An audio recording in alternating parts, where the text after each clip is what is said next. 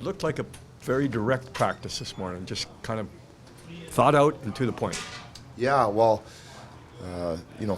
last night, I don't know how many shots we ended up with, but there weren't a lot of traffic in front of Dostal. We saw a lot, so we tried to address that a little bit here this morning. Not going too long because we got to play tomorrow night, but tried to get something out of it.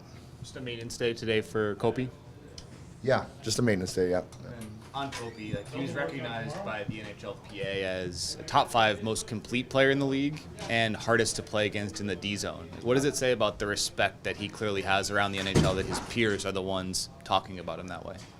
Yeah, I mean, to me, that says it all.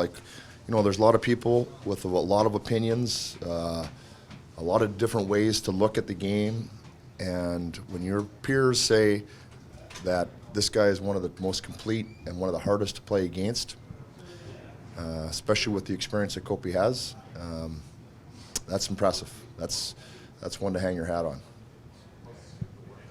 Talking about decision-making with Victor Arvidsson, just comparing Vancouver, the game against Vancouver you guys had, and the game against the Ducks. Just what would you like to see in terms of decision-making individually and as a team tomorrow? Yeah, well, I mean, you can't turn the puck over. And if we look at Calgary, they've created the most chances, about 75% of their chances have been rush chances against us in the 3 games. So sometimes that comes off their breakout coming through the neutral zone, but most often rush chances are created when you turn the puck over. It could be in the neutral zone at the red line, it could be in their zone just over the blue line, doesn't matter. Rush comes back the other way. We saw it happen twice last night. So those decisions are critical, and you can make a play when it's there. When it's not there, you got to put it in and go to work. Any advice for Q right now, just with the drop-off in production? Right. Yeah, I know he's feeling it. You know what I mean? And he just has to play his game. It's the simplest advice in the world, but I think it applies to all of us. When you put too much pressure on yourself in an area, you don't usually have your best results. You got to hold yourself to a high standard, and then you got to just trust yourself. And so that's just it for him. He's just got to trust himself and do the things he does. He never shorts us on work ethic. The goals and the points will come. We're not worried about that. He shouldn't worry about it.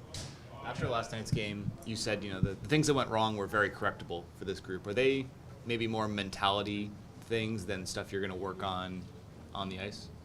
Well, I mean, we touched on it. We did have to work on, because we didn't score. We scored 1 goal and had lots of shots and opportunities, but we didn't screen the goaltender. We didn't get hungry enough in front of their net. So that was one we can work on.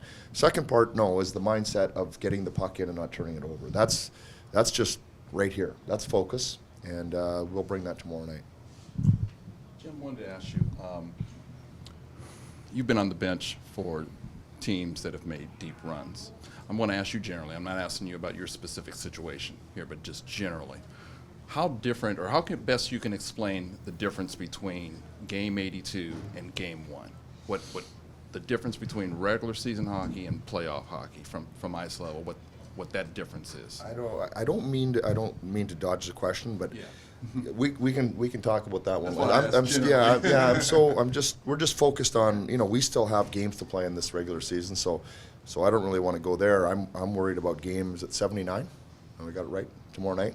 Yeah, I'm just still focused on game 79.